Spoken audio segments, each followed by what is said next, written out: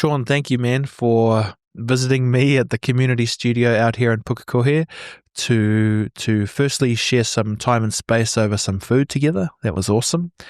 We had corn fritters just for the history books or the history AI.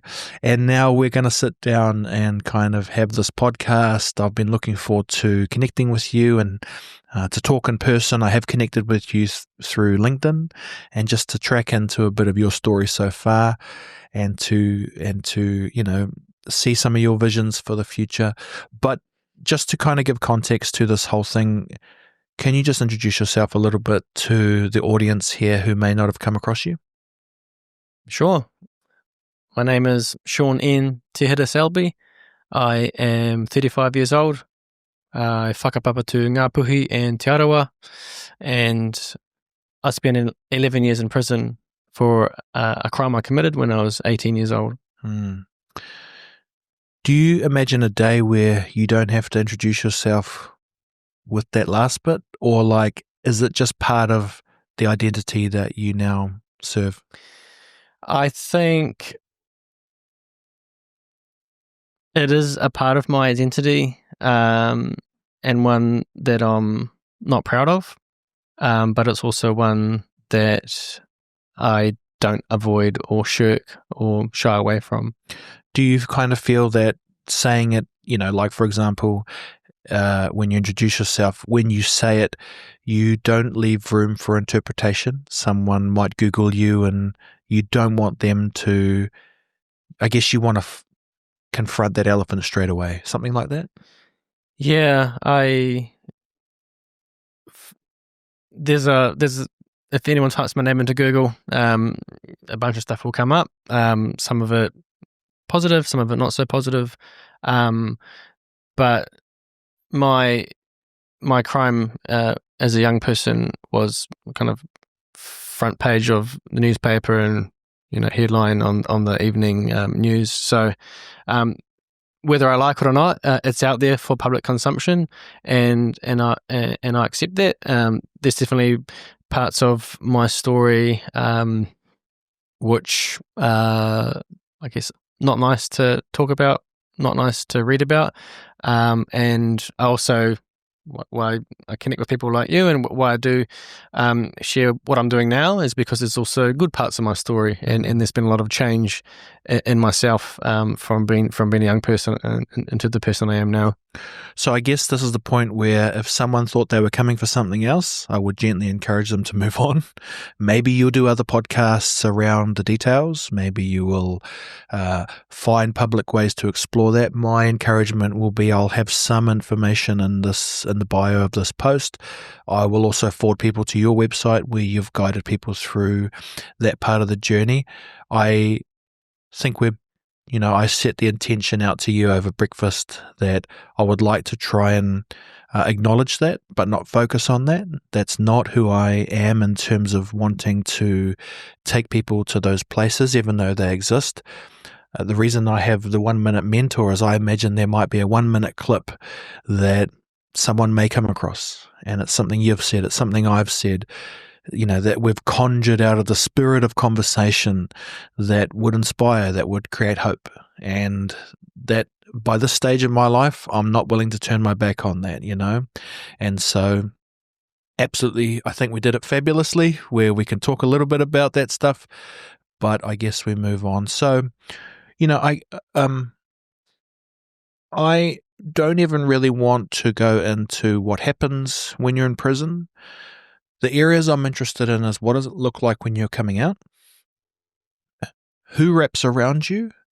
What are the systems that help you not stay in that institutionalized setup? You're going to have to guide me through here too, because all I've got to go on is movies and what you see on social media. I don't know. When you're preparing to come out to the world, is that even the right way to say it? Prepared for release maybe? What steps do you go through to be like, what am I going to do next?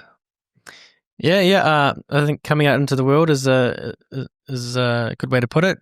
When we were inside, we used to call prison, and outside of prison, the real world. So it was like coming out into the real world. When we have real responsibilities out here and real lives to live. And that's something that for a long time while I was in prison, I really looked forward to, getting back to the real world and building a life again. There was an early stage of my time in prison where I kind of lacked that hope and lacked that vision and couldn't see the light at the end of the tunnel.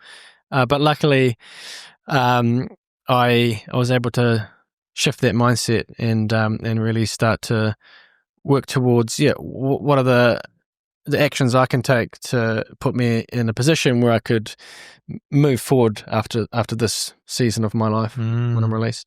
So are there opportunities, if you're in that mindset, for the system to wrap around you?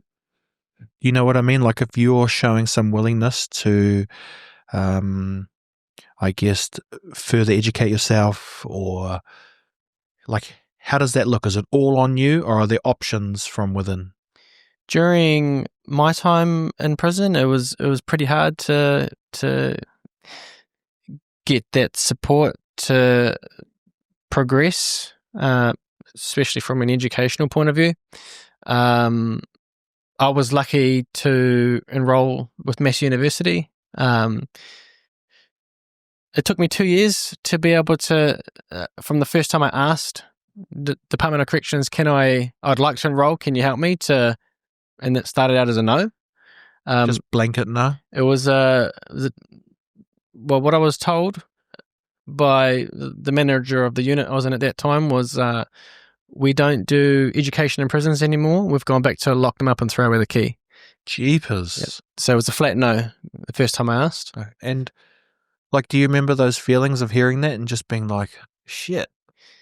Yeah, it was actually a sense of disbelief and confusion and frustration for me. The reason I was disbelieving was because a year before I asked that question, I'd read a article in the Dominion Post, which is a newspaper in Wellington, and the front page of the Dominion Post had an article about a person called Dr. Paul Wood, who was just finishing a PhD in psychology at that time.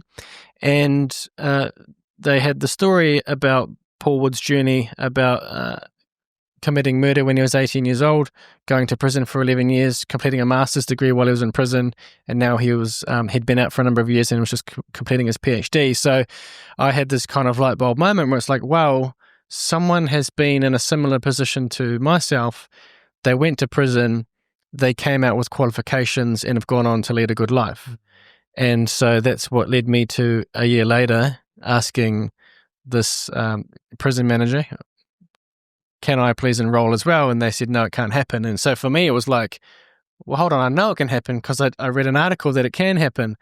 And I pushed for 2 years from that point to be able to enroll. I did it with the help of my sister. We got to the point where it didn't look like we were ever going to get a yes. And there was this kind of catch-22 scenario where Massey University said that I can enroll with them as a prisoner if the Department of Corrections approved me to. And the Department of Corrections was saying you can enroll with Massey University if Massey University approve you to. So it was this kind of Mexican standoff where they both said yes if the other one says yes first. And it didn't look like anyone was going to say yes first. So I just enrolled. So my sister enrolled for me. Like I can't call the university or send emails from prison, so she did it on my behalf. You can become a registered agent of a student with the university. So she did it all for me. The university graciously posted out all of my materials, so I did everything by hand. So no internet and no computer in prison. That first paper took me 2 semesters, and I got an A+. Got the results back in the mail, and in prison, all of the mail goes through this checking system, through about 3 different kinds of checks before you get it. And the final check was the unit manager, the person who had said, no, you can't study to me. So I got back from work one day to my unit, and I got called into the unit manager's office. and could clearly tell that he was not in a good mood with me. There was a few expletives directed my way from him, and he basically said, "What have you done?" And I said, "I've just finished a paper." And he said, "I told you couldn't enroll." And I said, "Well, I did it. I've completed a paper. It can be done. I've done it. So how can you help me to do another paper? Because we've proven it can be done now." So I've kind of, through, I guess, persistence and a little bit of stubbornness, got the start. And from there, I got a little bit more support and, bit of a better working relationship with the unit manager from there. But I guess I had to really dig my heels in to get it going. So where does that part of you come from? Was that ignited from, I guess, this environment you were in, about seeking something more for you? Is this something that, comes from your family to kind of dig your heels in? I guess I'm trying to understand. It sounds like you were your own mentor in these stages, that you had to advocate for you even when the system was saying yes and no on your behalf. Yeah, I had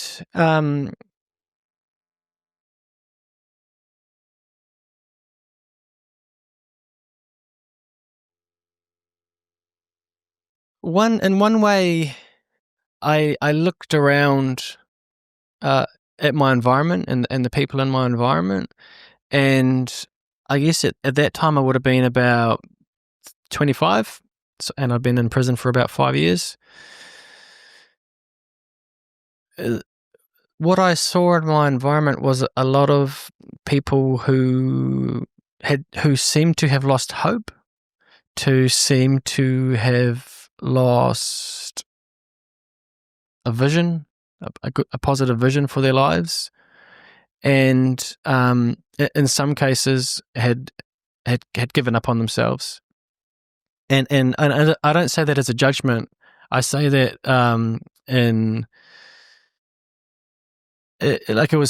I felt sad seeing that, and I also saw the consequences of those mindsets and the actions that people would take, which would lead them. So I'd see people. I was sentenced to 11 years non-parole in prison, and I'd see people on doing 2 years, 3 years, 4 years, 5 years, and I'd see them getting out, and I'd see them coming back. So I'd see this cycle of people were doing the same thing, and they were accepting their circumstances and not trying to change themselves in order to change their circumstances. And I thought, geez, if I don't change something about myself, there's a very high likelihood that I either A, won't get out of here, or B, may be lucky enough to get out of here, but will still carry the same behaviors and get the same consequences that these other guys are having and come back. And I just thought, that's absolutely what I don't want. So if I don't want that, what can I do? So your paper where you got an A and had the moment with the big boss there, how far was that into your sentence? There was about halfway. So I've been in for about 5 years, and I had 6 years to go.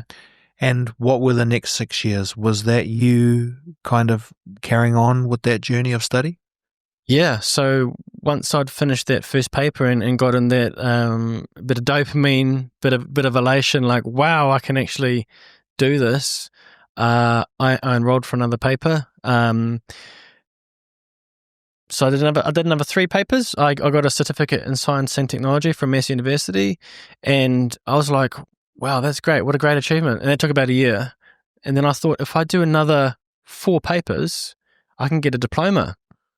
So I did that. So I did another 4 papers, got a diploma in psychology, and I still had probably about 2.5 years left until my first parole board hearing. So I thought, if I cross credit 2 or 3 of those papers, I sketched it out on a piece of paper. I was like, I will be able to finish another diploma. So I kept ticking along with the papers, and I did. I left prison with 2 diplomas: a diploma in psychology and a diploma in business studies. Cool. You mentioned your sister. Mm, She's a bit of a mentor, eh? To Absolutely. support you and champion you. yes, You guys still close? we are. Yeah. Yeah. So that's cool to know.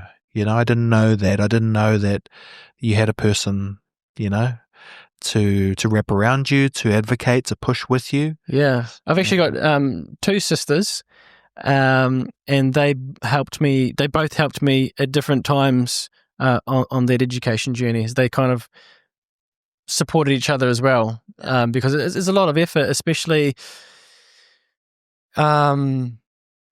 see, if my goal was to get enrolled for 1 semester, say, and I do it months in advance, they, on my behalf, would send out anywhere between 10 and 15 emails to different lecturers in the university for the different courses, and just explaining my circumstances, because 90% of the courses offered either wouldn't be able to deliver in paper, or they weren't willing to, like too much admin for the lecturers.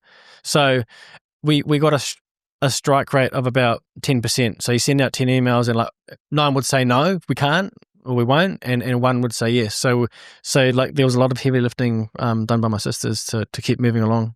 In this podcast, we sometimes explore the concept of a silent mentor, you know, someone that maybe Paul Wood, silent mentor. I don't know if you've gone on to kind of connect in person, but I've heard that brought up a few times on this podcast. And I guess you could look at the lecturers who said yes as silent mentors. Like, why would they say yes?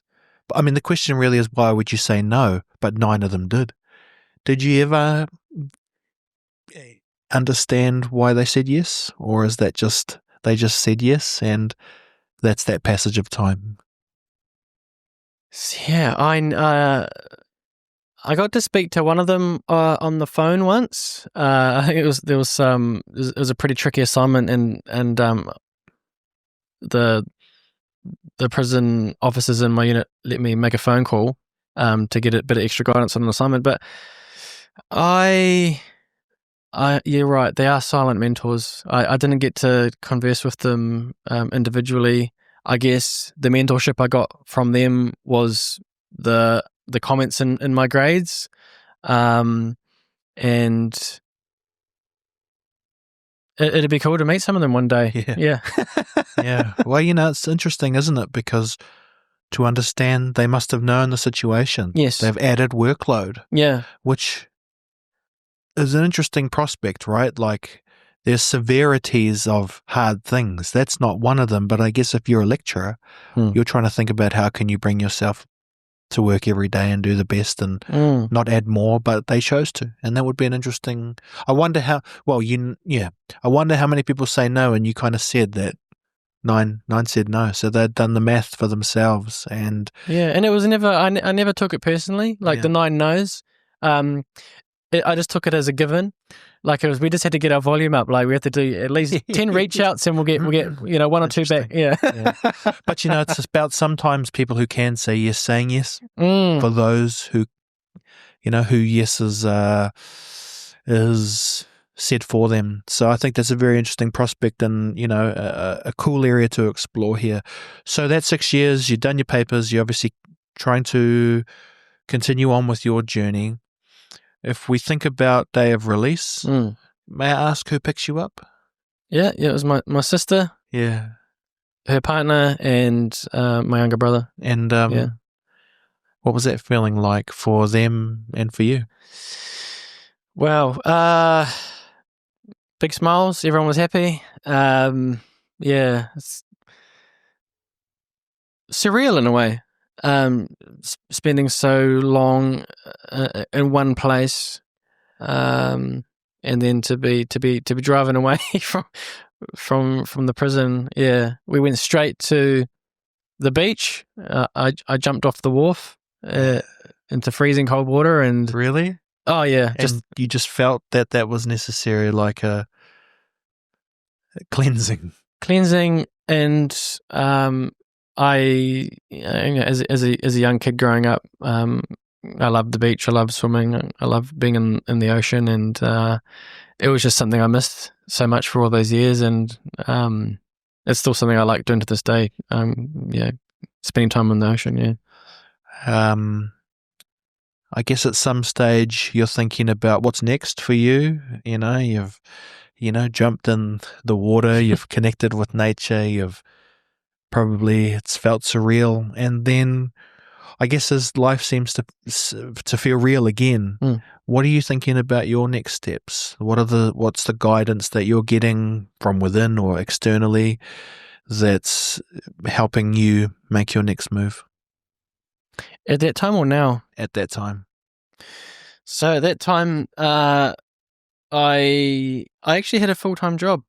So when I was in my last 9 months in prison, I did a program called Release to Work, where you live in the prison and you go out to work during the day to your job, and you come back to sleep in the prison at night. And I was actually working 6 days a week.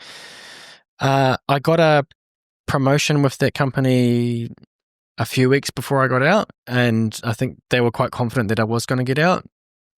And so the next day after I got out, I showed up at work. Yeah, my boss, and I had two amazing bosses. One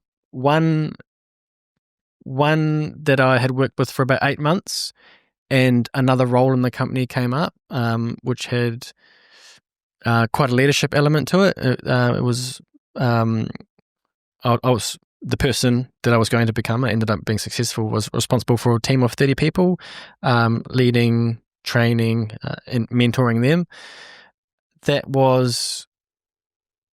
I only applied for that role because my boss at the time said, "Sean, you should apply." And I thought he was nuts. I was like, that's crazy. It was a whole new line of work, in a completely different department, and I thought that I had no chance. But he said, if you never try, you never know. And I thought, well, okay, well, and he said, well, what's the worst you got to lose? You try and you don't get the job. But if you don't try, you won't get the job anyway. So why don't you just try? So okay. Wow. And he said, and I'll give you a good word, which I guess can go a long way in life. Someone vouches for you. Absolutely. So I applied for the role, went through the interview process, and I got it. And so when I was released, I was on to the new boss, and he was also amazing. So he said, take the first week off. He knew, he's like, you've been in it for a long time. Spend a week with your family. Yeah. Just, settle in. And I was in my mind, and I said, but in my mind, I was like, no, you've given me this opportunity to step into this new role, and I'm really grateful for that. And I'll be there. I'll be there tomorrow. So I was. In hindsight, it might have been nice to take that week off and kind of settle back into stuff, but I was very, very keen to get going and, back in the real world and get that structure and that routine for myself. Yeah. So what was the first name of the boss who asked you to apply? Brian. So Brian's kind of like another mentor. Brian is a mentor. He's been a great mentor of mine, and we're still in touch today, yeah. And like people, I guess you're describing a scenario where people don't have to do these things. They could quite easily head down another path, right? But they're seeing something in you, willing to support and do all the proper things mentoring should be. Even if we don't always call it mentorship. I'm fascinated with this idea of these people along the way that, that is what kind of moves the dial, right? You could have not had those things. And, like the people you were witnessing go out and come back, maybe that's what they're missing is these people to help navigate. Yeah. Yeah. And, I had great mentorship from the second boss I mentioned. His name is Clint, and we still keep in touch now. He gave me a work reference for a job I recently interviewed for, and which I'm doing now. So, I mean, but those relationships go beyond work relationships. They they were two men who believed in me and who trusted me, but also coached me in how to be a leader and helped to bring out that potential in me, because I already had the work ethic, and I guess I had some intellectual capability, and a lot of it was being able to be confident in myself and make decisions, especially in that industry. You needed to make decisions very quickly. What industry? So we were in logistics and manufacturing. Okay, cool. And as your kind of story progresses, I guess between now and then we're talking, 4 years from you sitting here today? Is that part of that? Am I in the right time frame? Yeah. Yep. So how do you move into, is it Take Two? And what does that look like? What's the transition there between the job you're doing with, what's his name? Brian and Clint? Yep. So the transition was, I set myself a goal that if I didn't progress within that company or within that role within a certain amount of time, I would start to look at other opportunities. And they both encouraged me to do that. And I was studying, I was continuing to study part-time with Massey University. So while I was working full-time for the company, I was doing papers towards Bachelor of Business. Were you going to lectures now? So I was doing that remotely. Like Zoom and stuff like that? Yep. And what did that feel like, not having, because you wouldn't have had access to the Zooms and stuff in prison? Correct. No Zooms in prison, and when I went in, there was no smartphones. Yeah. So when I came out, it was mind blowing in a good way. Like you have a phone that can do a million things, and and I bought a laptop pretty quickly because I was like, my whole mindset was like, technology is the way of the future. Technically 11 years behind, but like, what is 11 years? What is 11 years? It's a number. And we all start from zero. But so if someone started from zero 11 years ago with me, they might have got up to 30, depending on how much time and effort they put in trying to learn tech, to learn software. Yeah. So if I just put in the time now, there's no reason I can't catch up to 30 or 40 or 50 and beyond. So yeah, I got myself a smartphone, I got myself a laptop, and I enrolled in that first paper and got going studying remotely here. So just a thought, when you were working full-time the previous year, did you save it all? Yes. So you had good saving? Because I don't know how it works, but I'm assuming you just worked, came back to prison, saved your money. So when you came out, you had some money? Yeah. So in New Zealand prisons on the Release to Work program, at that time, you would pay your board rent. Essentially, it was charged at 30% of your income. So yeah, I'd pay automatically. You pay PAYE. Yeah. I was paying money to pay off my student loan, paying money to the prison, and then everything else I saved. Yeah. Okay. So you were able to make your move to buy your smartphone and that stuff. And so you were talking about kind of like wanting to take that next opportunity. And I guess, what was that next opportunity that came up that would help you progress your career? So I graduated with a Bachelor of Business from Massey University last year. Huge achievement for me. Awesome. First person to finish a degree in my family ever. First person ever. So there was huge proud moment for me and my family. And leading up to then and afterwards, I had been going to networking events, and I have still a number of mentors, and they were connecting me with employment opportunities, and I was looking at entering the corporate space. Yes. I also completed a mentoring program with KPMG, which is one of the big four consulting firms. And is it like PwC and those type of? Yeah. I have no idea what they are, but let's save that for a different podcast. Yeah. And so what I was trying to do was to try and to step into a new arena. And through that process, I was applying for jobs, and I was getting to first interview, second interview, final interview, and then I was getting the feedback, Sean, you're amazing for this role. We'd really like to have you, but we've got a problem. And it was an HR problem. Problem being my conviction.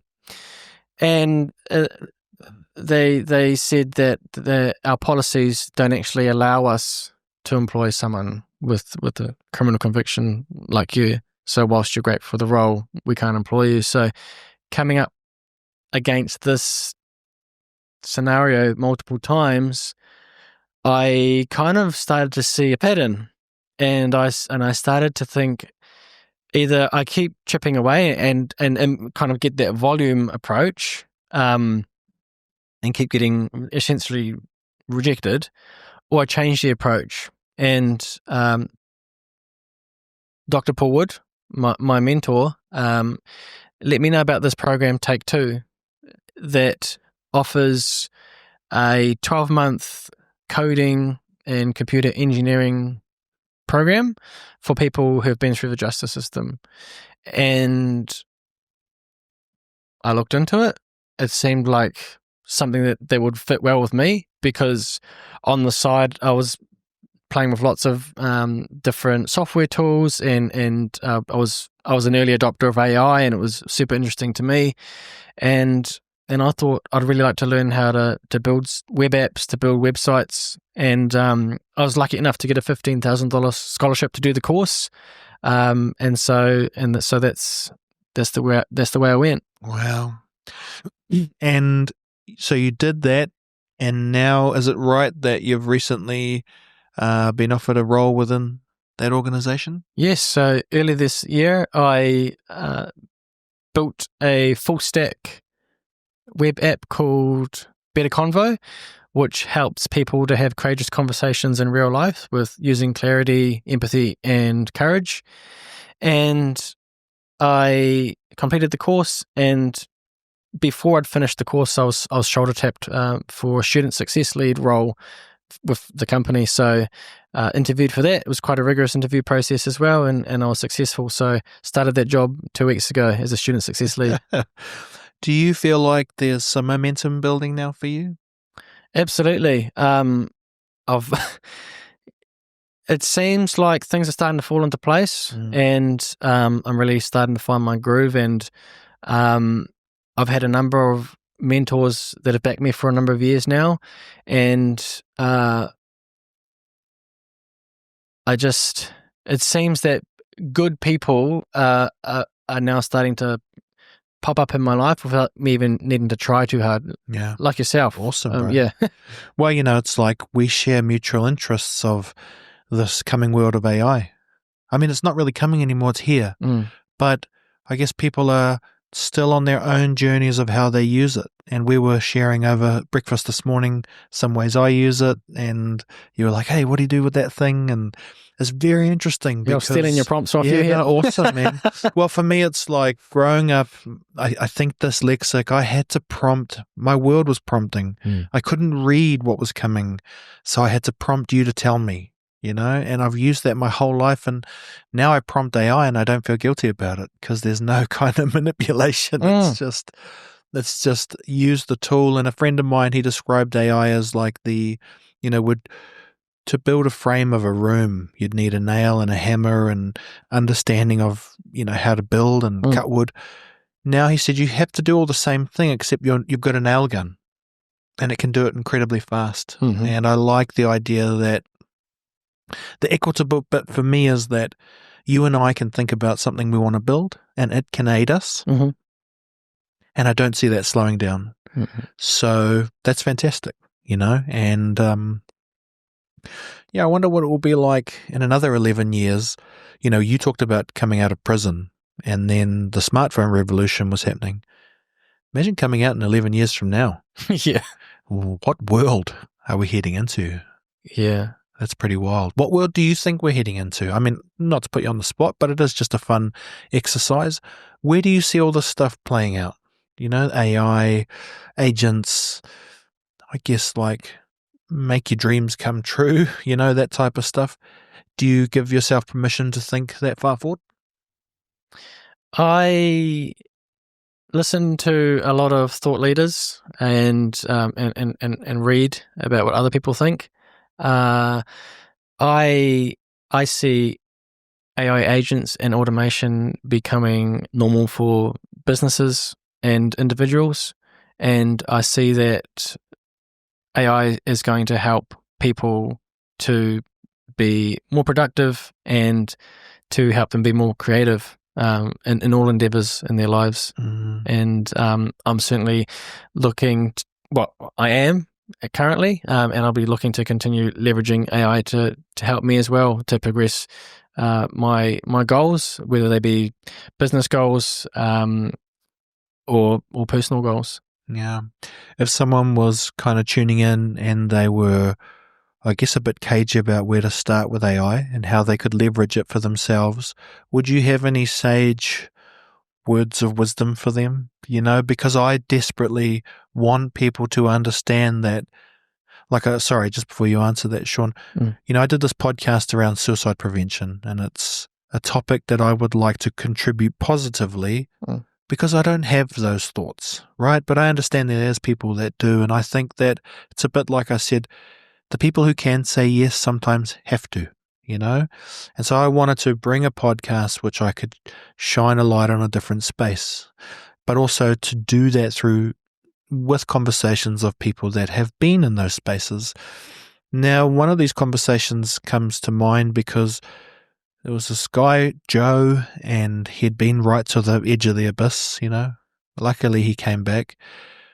But I said, man, what was the earliest starts to these things? And he said, well, I can't tell you all of it, but one of these moments I remember was my parents, who were from the Pacific, used me as their translator. And I was 11. It's like, what does 11-year-old know about translating anything? And we were sitting in the WINS office, and it was my job to hear what the person from WINS was saying, and it was my job to translate the document.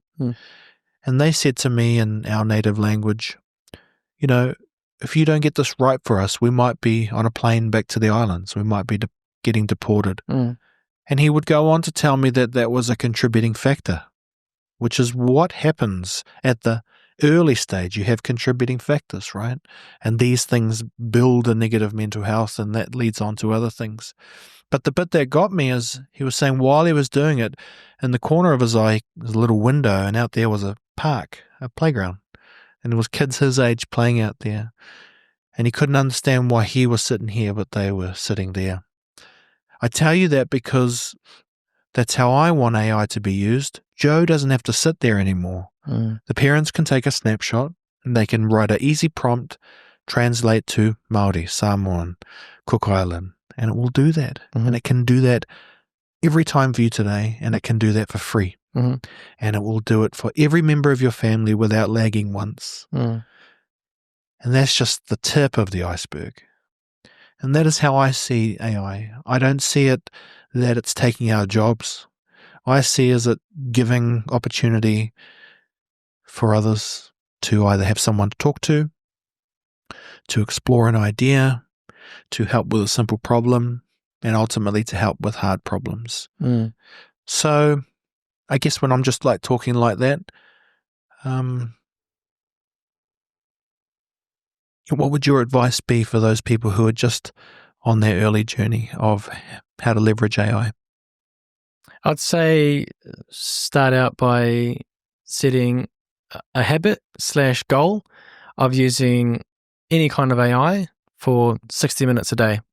And if you can't do 60 minutes, make it 30 minutes. And so it's just that daily repetition of getting used to using the tool. And select any tool. The tool doesn't matter. It could be Google Assistant, could be Google Gemini, Claude, Perplexity, ChatGPT, Apple Intelligence on on your Apple phone. Just pick one and start using it every day. It's funny because one day that's going to sound really old, what you said, eh? Mhm. Those will be the old tools. Everyone Mhm. will moved on. Yeah. You know? Yeah, and it's right. It that's doesn't matter hilarious. which tool you use. Yes. Some of these tools will disappear. Yeah. Yeah. Well, in saying that, I'd like to ask your permission to do one more thing. And I'm a bit of a weirdo like this. Like, quite often I'll ask my guests if they can talk about, I guess, if I've got someone on here who has children, I like to get them to talk about them so that there's a record online. And I wonder if you'd just spend a couple minutes talking about what's highlighted to me in your chat is the role your sisters played.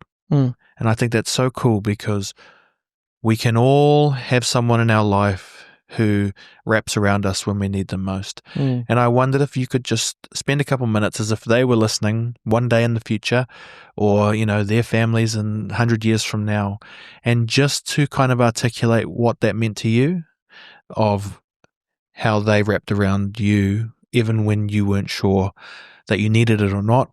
But does that make sense? Could you just maybe talk to that moment and what it meant to you? Yeah. Is that okay? Yeah. So. And I'm sorry, dude, if it's too charged, we don't have to, of course, No, I'd love to. Yeah. Oh man, I don't have tissues. Okay, I do. No, it's all good. I'm okay. I don't need sure? tissues. Yeah.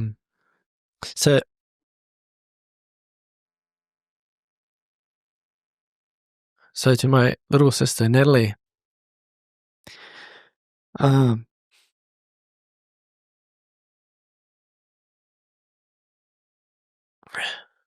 love you so much.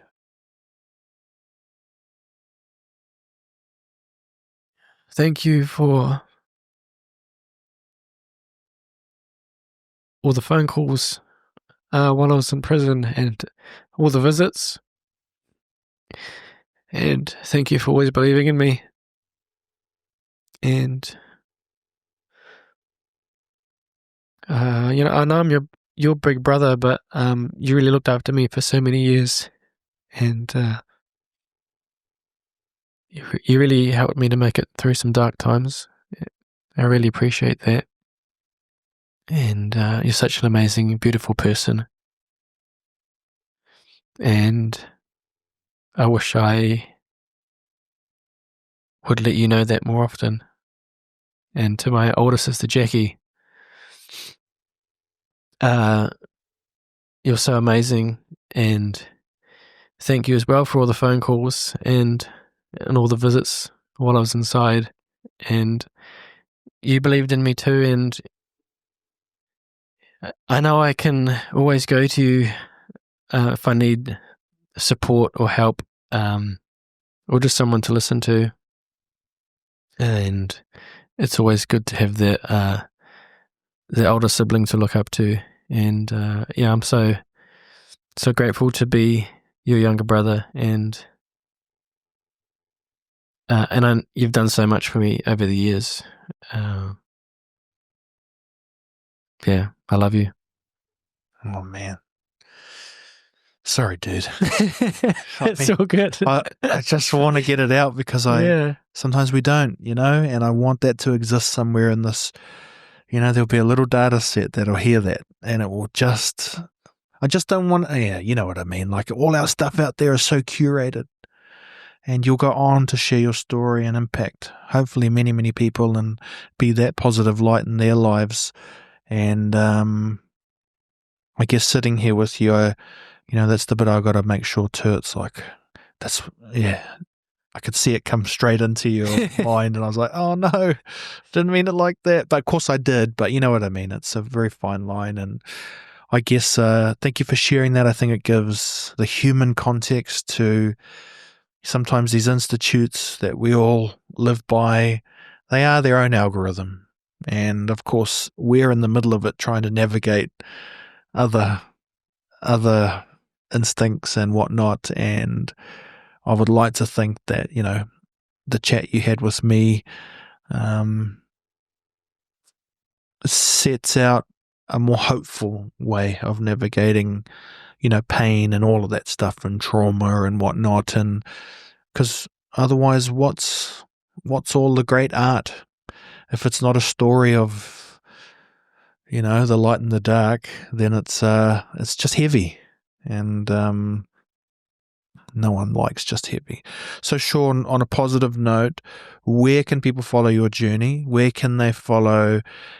Maybe they have family members who they like to, from all walks of life, who they'd like to positively move towards some of the spaces you had navigated. So, Take Two is a good one to probably share. And even if people wish to connect with you on LinkedIn, would be probably the platform. Yep, Sean Selby on LinkedIn. Or you can visit my website, seanselby.co.nz. And the app, is it a free web app? Free web app, Better Convo. There's a link to that on my LinkedIn, and I'll be adding it to my website shortly. Awesome, man. Well, listen, it's wonderful to connect in with you. I look forward to a long, hopefully fruitful relationship together where we can brainstorm, where we can explore. What do I think we represent? I think we represent the next wave of, I think, our tupuna or our ancestors collectively, whether it's Māori Pacific or in the moana in general, had a dream for you and I, which was to create new space. We are the navigators of this digital realm now, and I feel extremely ill-prepared, but I believe that the great voyagers also shared that feeling of knowing just enough, not knowing too much, because knowing too much can be heavy as well, just to get you across that, next voyage, that next ocean. And so I know we'll have time together where we'll be trying to navigate into the unknown. And I think it's really cool to do that with someone like yourself. And just want to thank you, man, for being a guest on the podcast. Thanks, Will. I'm looking forward to the journey, and thank you for having me on today. Awesome, bro.